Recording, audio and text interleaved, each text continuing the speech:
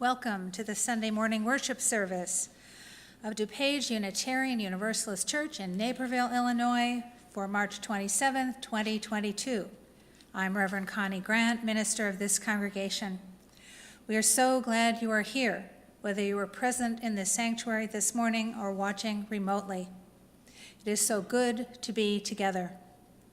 To keep us all as safe as possible, we will remain physically distant in the building and will remain masked, except that those of us on the chancel will remove our masks to speak from the microphone. Out of an abundance of caution here in the sanctuary, we'll hum our hymns along with recordings of our choristers or sing silently into our hearts. Watch for an announcement of new protocols starting next Sunday. As Unitarian Universalists, we hold that there are many paths to truth and meaning. We support one another on our spiritual and religious journeys. Whether you are a member or friend of this congregation or have recently discovered us, we are glad that you are here with us this morning. Whether in person or distant from one another, we are together in spirit. Whoever you are and wherever you are welcome here.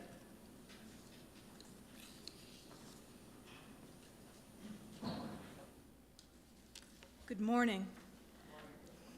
I'm Kelly Trombley Freitag, Worship Associate for today's service. Today and each Sunday, please join us for social time, hosted by Reverend Connie on Zoom, following the service from 11:30 to noon. Socialize with friends old and new, and consider a discussion question related to the service as we break into small groups. All congregants are invited to participate in the formulation of a covenant of engagement.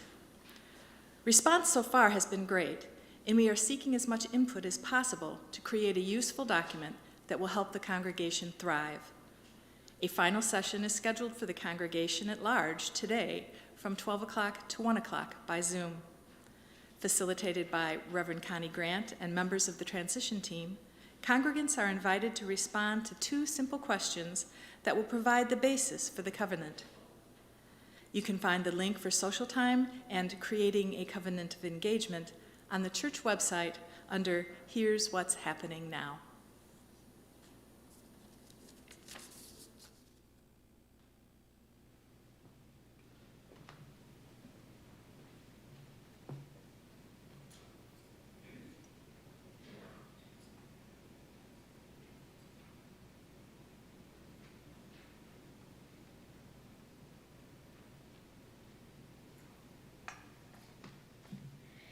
In the mystery of life, about us there is light. It gives us a place to be, to grow, to rejoice together. It opens the pathway to love. Let this place of friendship, there is freedom. Let the light we kindle go before us. Strong in hope, lighting goodwill, inviting the day to come.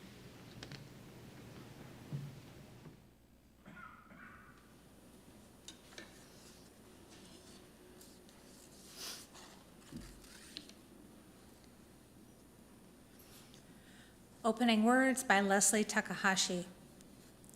Here in this place of peace, may we find hope. Here in this place of connection, may we find life-giving community. Here in this place of rest, let the unrest of our hearts turn us toward justice.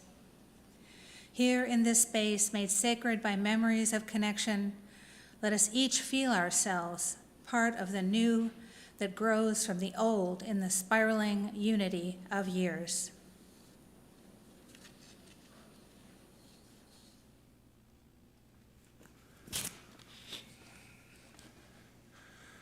It is time to gather, and this is a time for us to share a lesson or a story.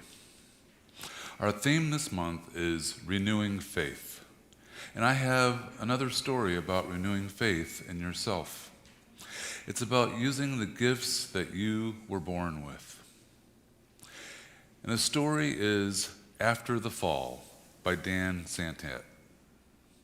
This is the story of Humpty Dumpty and how he got back up again after the fall. So here we go. My name is Humpty Dumpty, and this was my favorite spot, high up on the wall. I know it's an odd place for an egg to be, but I love being close to the birds. And then one day, I fell. I'm sort of famous for that part. Folks called it the Great Fall, which sounds a little grand. It was just an accident, but it changed my life. Fortunately, all the King's doctors at the Kings County Hospital managed to put me back together. Well, most of me. There were some parts that couldn't be healed with bandages and glue. And after that day, I became afraid of heights. I was so scared that it kept me from enjoying some of my favorite things, like the best kinds of cereal that were on the high shelf. I walked past the wall every day, and I would think about climbing the ladder again. I really missed the birds and being high above the city, but I could never do it because I knew that accidents can happen. Eventually, I settled for watching the birds from the ground. It wasn't the same, but it was better than nothing. And then one day, an idea flew by. Making planes was harder than I thought, and it was easy to get cuts and scratches. But day after day, I kept trying and trying until I got it just right. My plane was perfect, and it flew like nothing could stop it. I hadn't felt that happy in a long time. It wasn't the same as being up in the sky with the birds, but it was close enough. Unfortunately, accidents happen. They always do. And my plane flew over the wall and landed on the other side. I almost walked away and left it there. But then I thought about all the time that I spent working on my plane and all the other things that I'd missed. I decided I was going to climb that wall. But the higher I got, the more nervous I felt. I didn't want to admit it, but I was terrified. I didn't look up and I didn't look down. I just kept climbing one step at a time until I was no longer afraid. Maybe now you won't think of me as that egg who was famous for falling. Hopefully, you'll remember me as the egg who got back up and learned how to fly. Life begins when you get back up, and this is what happened after the fall. It is now time for all the children and youth to exit the sanctuary and meet your leaders. Elementary age will go to Creeves Hall, 7th and 8th grade in the Learning Center, and high school youth in the Founders Room.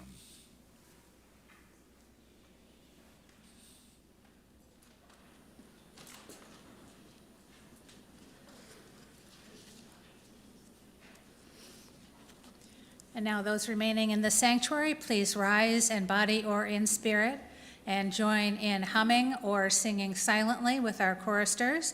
And you may wish to remain risen through the responsive reading and the hymn that follows.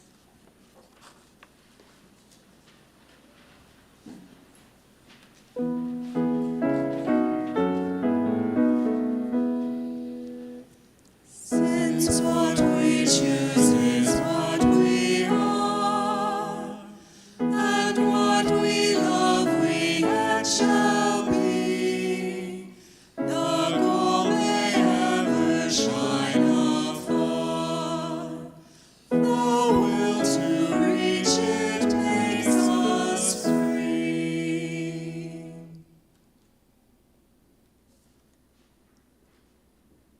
Please join me for our responsive reading.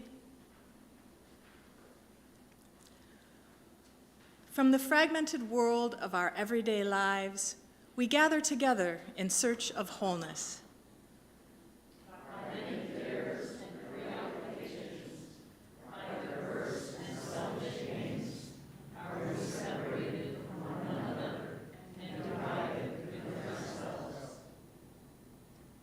Yet we know that no branch is utterly severed from the tree of life that sustains us all.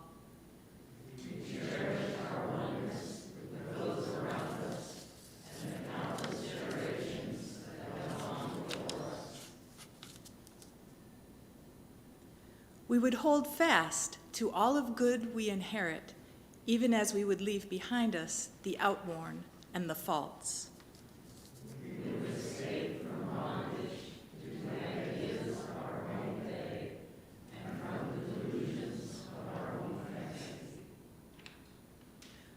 Let us labor in hope for the dawning of a new day without hatred, violence, and injustice. Now we will have hymn number 95, There Is More Love Somewhere.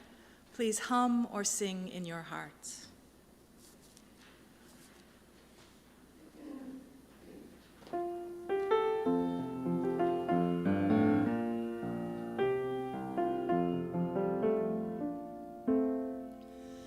There is more love somewhere. There is more love somewhere. I'm gonna keep on till I find it. There is more love somewhere. There is more hope somewhere. There is more hope somewhere. I'm gonna keep on till I find it. There is more hope somewhere. There is more peace somewhere. There is more peace somewhere. I'm gonna keep on till I find it. There is more peace somewhere. There is more joy somewhere. There is more joy somewhere. I'm gonna keep on till I find it. There is more joy somewhere.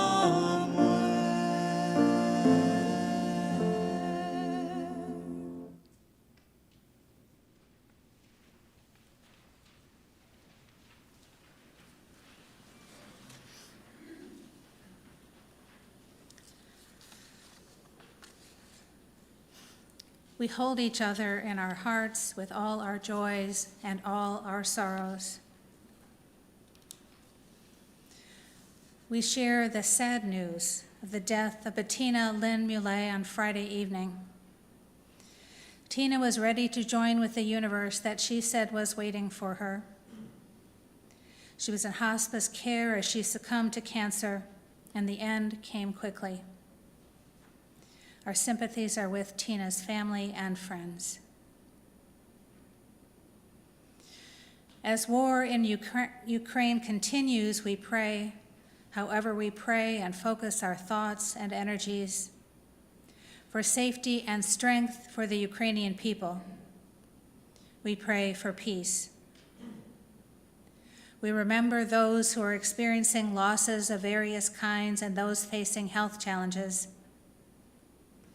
Even when the cares of the world weigh on us, may we find joy in our connections with each other and in the pleasures that life holds. Let us care for one another and for ourselves in all the ways we can. As we hold each other in our hearts and minds with all our joys and all our sorrows, whether spoken or unspoken, let's take a moment to be quiet together.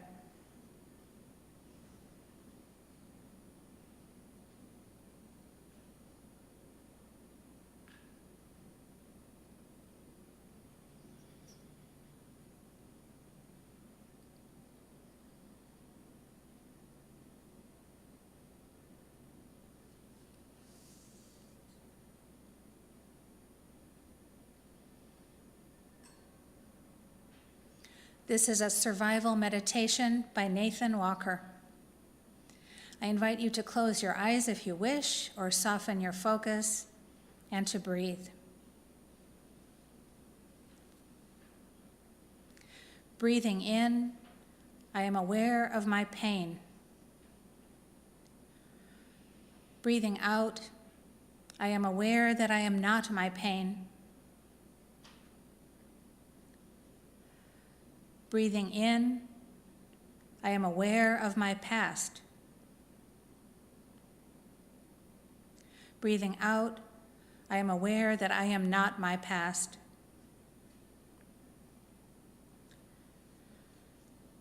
Breathing in, I am aware of my anger.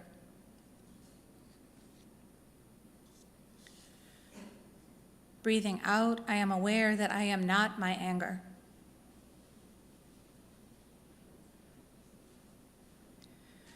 Breathing in, I am aware of my despair. Breathing out, I am aware that I am not my despair.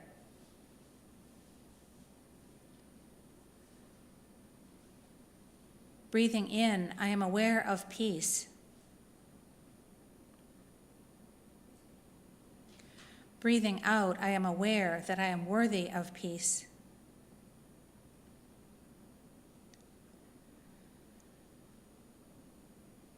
Breathing in, I am aware of love.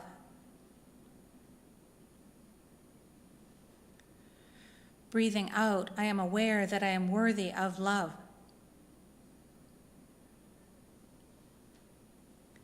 Breathing in, I am aware of joy. Breathing out, I am aware that I am an agent of joy.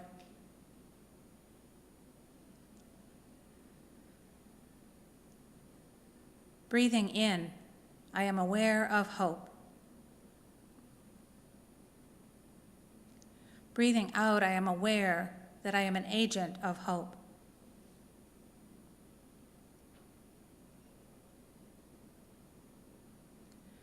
Breathing in, I am aware.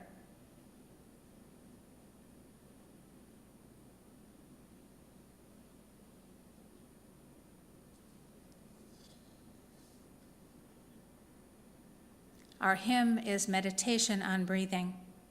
Please remain seated and hum or sing in your heart.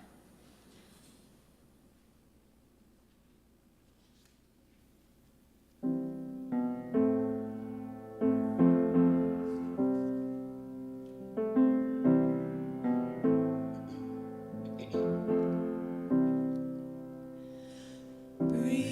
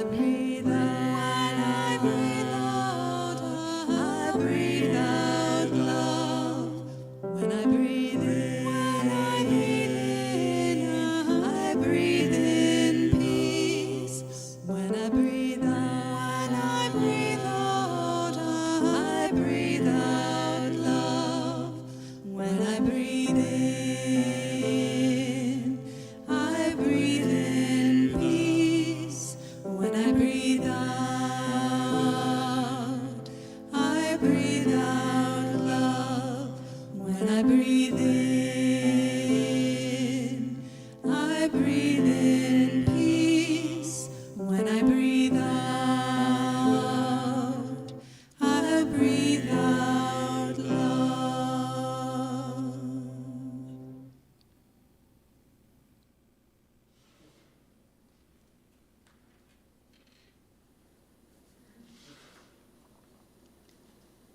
Each month, we share our offerings with an organization nominated by the congregation and selected by our community outreach team.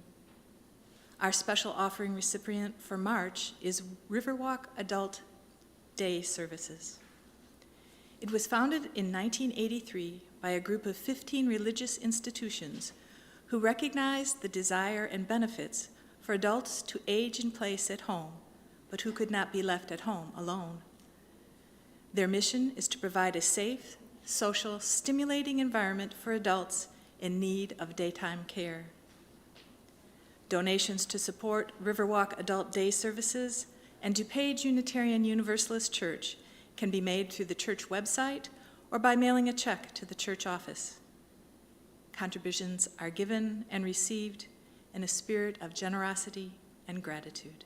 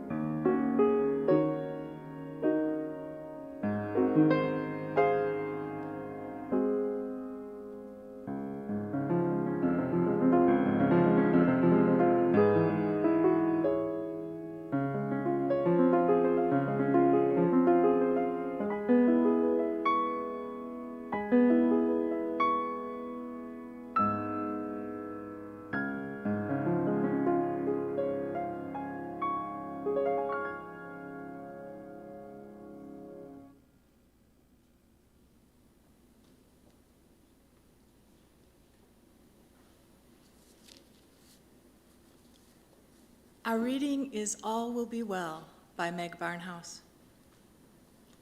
All will be well, and all will be well, and all manner of things will be well. This is one of the mantras used in the Christian meditation tradition. Don't think it comes from a dewy-eyed Pollyanna. The woman to whom it is credited, Dame Julian of Norwich, is the same one who, when her mule got stuck on a mountain road in a rainstorm, dismounted, shook her fist at the sky, and shouted, "God, if this is how you treat your friends, it's no wonder you don't have many." Lately, I have been experimenting with repeating, "All will be well, and all will be well, and all manner of things will be well." I try it out in different situations. Sometimes I feel stupid affirming that all will be well. What about things that aren't well and don't look like they're ever going to be well? It's hard to see the whole picture from where I stand at this moment in my life. I can't tell, in the grand scheme of life, whether things are turning out well or not. To affirm that all will be well and all will be well and all manner of things will be well is difficult for me. There are mass shooters and natural disasters and a multitude of other horrors in this world. Here is what I do know.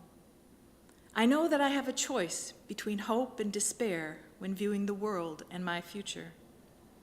Each choice has evidence in its favor. Each is affirmed and underscored by my life experience. How do I decide between them? I choose the one that brings the most joy, the most healing, the most compassion to my life and to the world. In despair, I'm no good to anyone. I stop functioning well, I drag through the days, I deal with horrors that haven't even happened yet. I don't enjoy my children, food, sex, or any of the other dazzling pleasures of my life.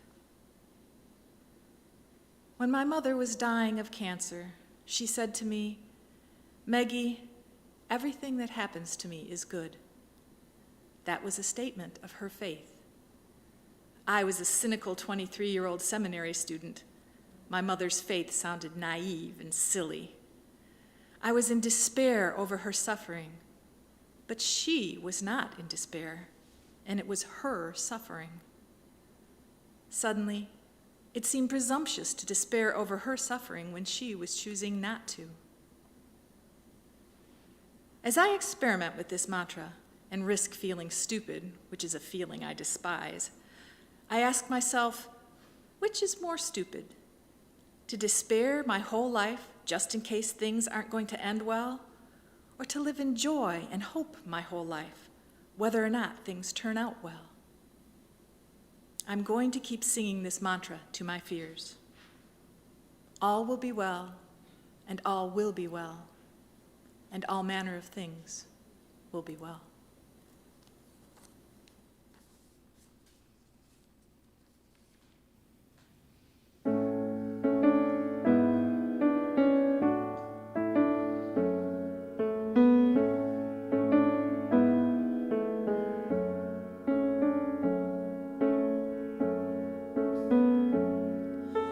Julian, you are holy, you are holding my hand. And Julian, you are holy, you are holding my hand. She said, all will be well, and all will be well, all manner of things will be well.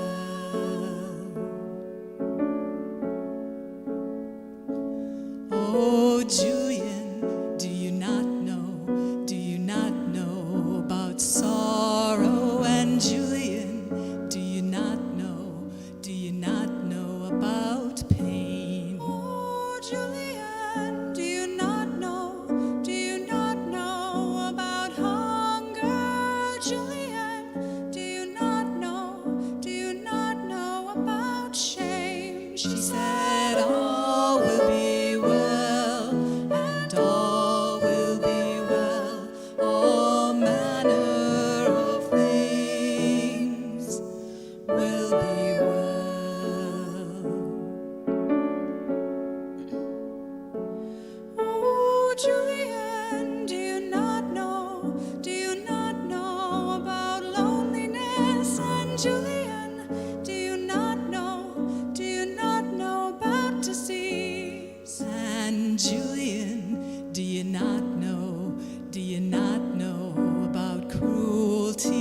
Julian, it's too much. It brought me to my knees. She said, all will be well, and all will be well. All manner of things will be well. She said, no one does not know about sorrow. No one does not know about pain. She said, no one does not know about hunger. No one does not know about shame. She said, all will be well, and all will be well. All manner of things will be well.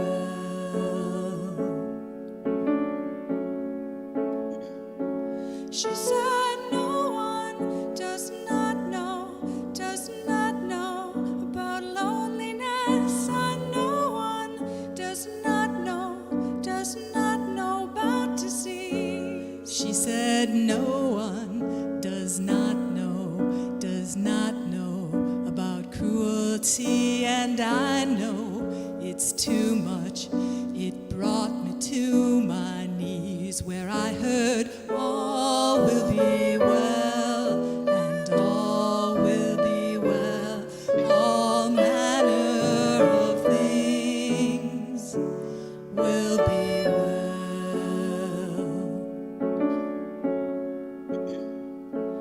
She said, baby girl, do you not know about tenderness? And baby girl, do you not know about friends? She said, baby girl, do you not know about the Spirit? Oh, baby girl, do you not know it's only love that never ends? It's only love that never ends. And so all will be well, and all will be well. All manner of things will be well. And so all will be well, and all will be well. All manner of things will be well.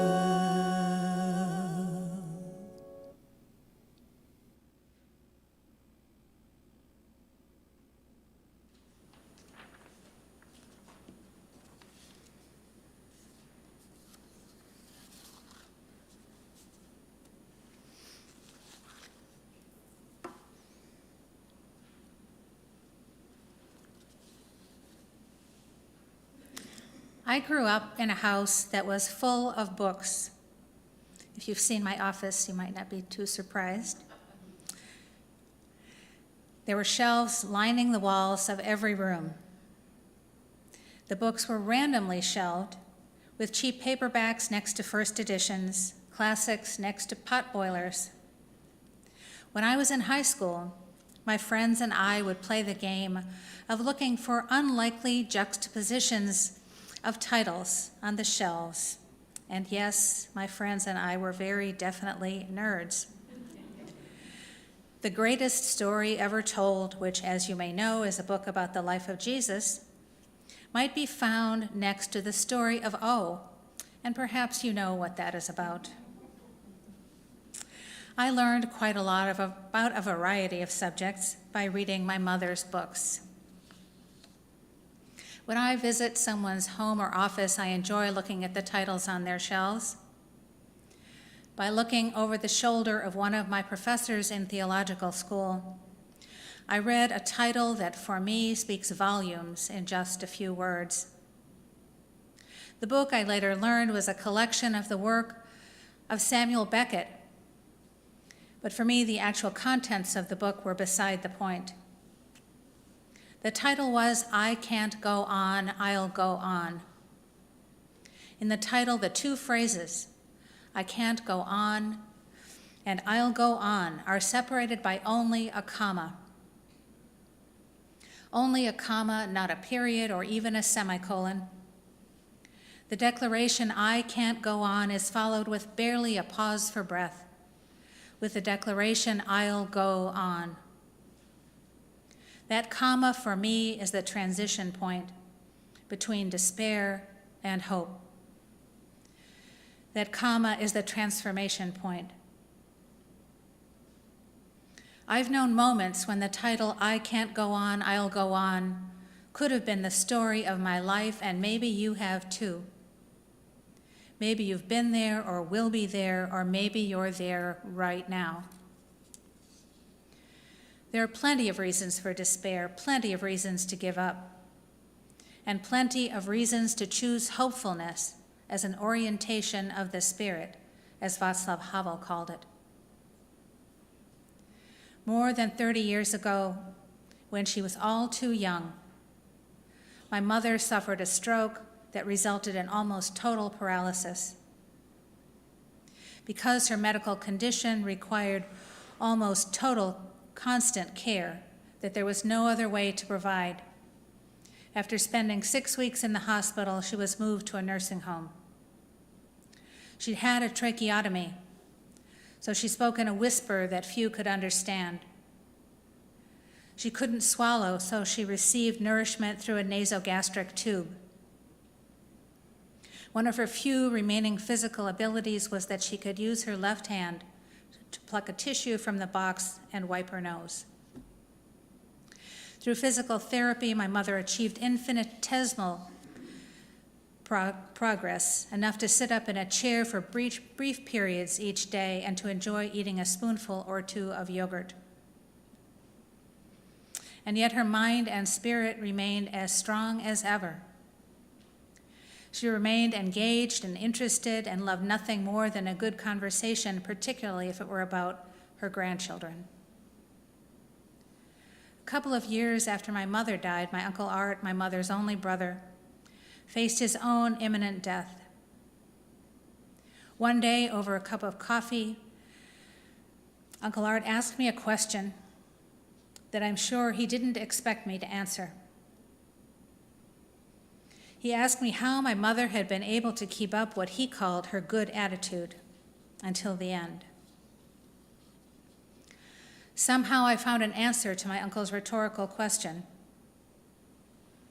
After a long moment, I responded that I thought my mother believed in taking the cards she had been dealt and playing them. My uncle and I sat silently for a while, and then our conversation moved on. In retrospect, it seems to me that the key to hope, the key to what my uncle called my mother's good attitude, is to know that you have cards and you can play them no matter how the game turns out. To go one step further, it seems to me that the key to hope is to know that you have cards and that you can play them, and that there is value in playing them no matter how the game turns out. In her book, Scarred by Struggle, Transformed by Hope, Joan Chittister writes, "Hope is not a matter of waiting for things outside us to get better. It is about getting better inside about what is going on inside. It is about becoming open to the God of newness, surrendering to the demands of the moment, holding on when holding on seems pointless, brings us to that point of personal transformation which is the juncture of maturity and sagacity. Then whatever the circumstance, however hard the task, the struggles of life may indeed shunt us from mountaintop to mountaintop, but they will not destroy us." Chittister writes, "Hope is what sits by a window and waits for one more dawn. Despite the fact that there isn't an ounce of proof in tonight's black sky that it can possibly come."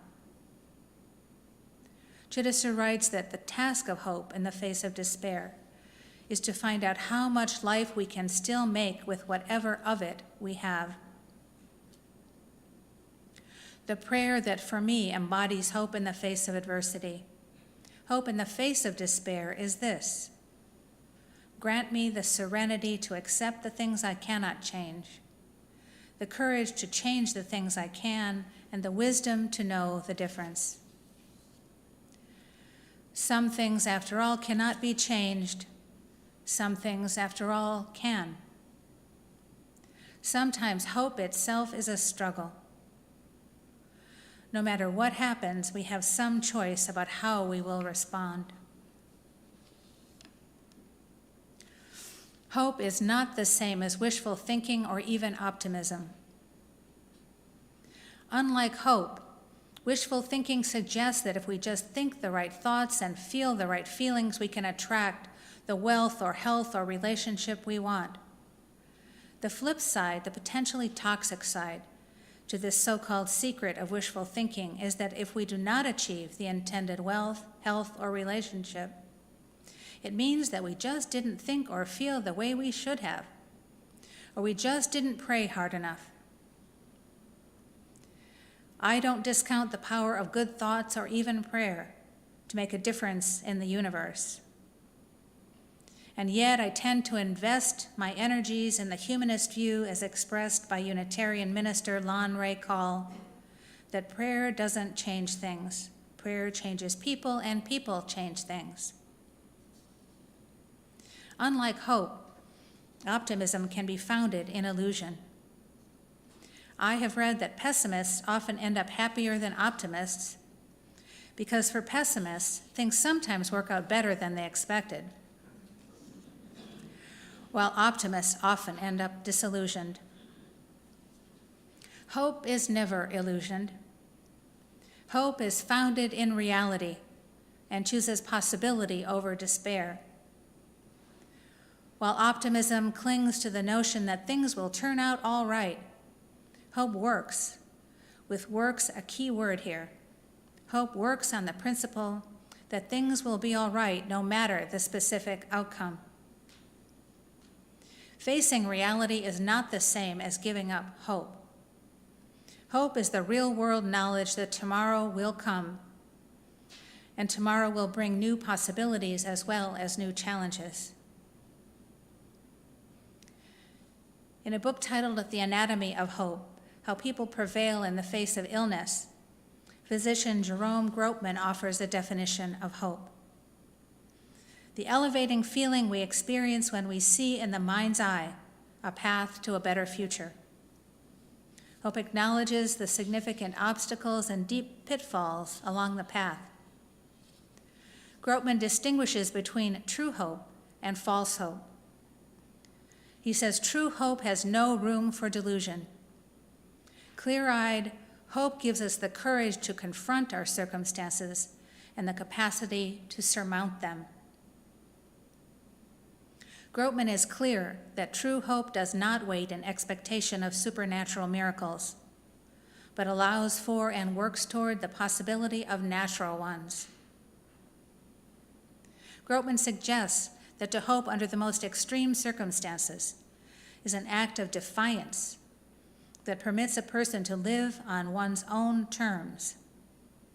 It is part of the human spirit to endure and give a miracle a chance to happen. Václav Havel suggested that hope is an orientation of the spirit, an orientation of the heart. Hope is not the conviction that something will turn out well, but the certainty that something makes sense no matter how it turns out. True hope, I would say, is the conviction that all will be well, combined with the knowledge that we do not know what that wellness will look like.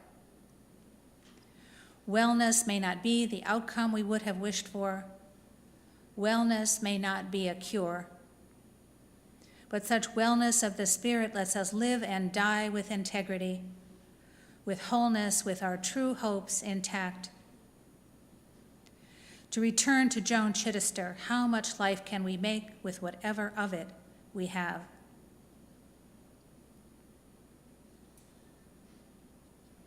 As I'm reading this, I'm struck by the possibility that this also describes Bettina's life.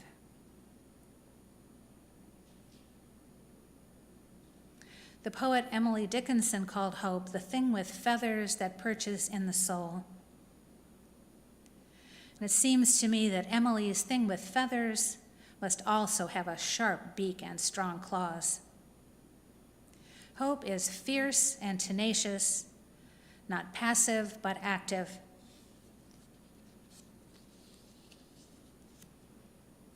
As Jerome Grootman wrote, hope is an act of defiance, not defiance against reality, but defiance against despair. Hope is a practice of the Spirit. Hope is a challenge and a call to action. Just as courage is not the absence of fear, hope is not the absence of despair, but its transcendence. In a religious community, one of our tasks is to hold hope for each other, to be a home for hope, to bring our own struggles and hopes and to be fortified and encouraged as we fortify and encourage others. Hope moves us through and beyond despair and helps us to work with reality to achieve the best possible outcome, to take the cards we are dealt and play them. Hope makes a difference in the world, empowering and sustaining us as we face our fears, to face the depth while reaching for the heights.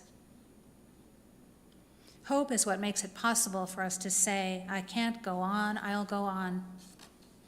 Even when the point of transformation from despair to hope takes time and work and more than a comma's scant pause for breath.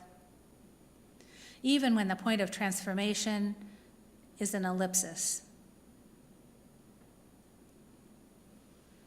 and takes breathing in, breathing out, over and over again, until we muster the strength to move from pain and despair to joy and hope over and over again. So may it be in our lives and in our world.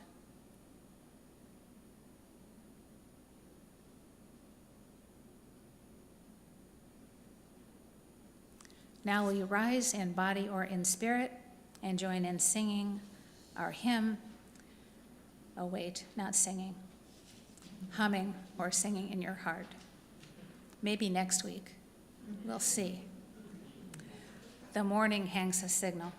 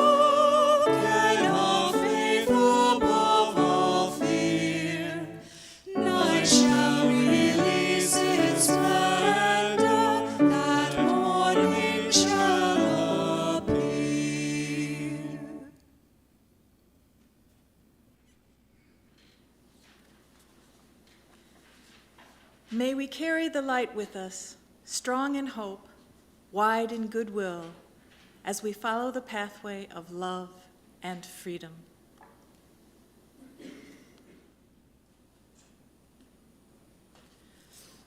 And may we live our lives fully and creatively so that we may be a blessing to ourselves, to each other, and to all those whose lives we touch.